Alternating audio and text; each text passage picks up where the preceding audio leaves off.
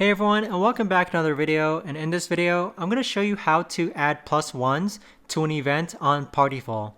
Now this video is going to be particularly useful for individuals. Let's say that you're hosting an event and you only want to allow +1s to your event. Either way, this video is going to be short, sweet, and simple, guys. There's not going to be a lot of steps involved, but the way to actually do this is that first you're going to go into the event that you're co-hosting. And then next on this page here, you want to click on the edit button on the bottom left hand corner. Now once you've done so, you want to go ahead and scroll all the way down to where it says quick actions for hosts. You want to click on more. Next, you're going to click on allow +1s. So where it says +1s, right now I have my event set to where there's no +1s.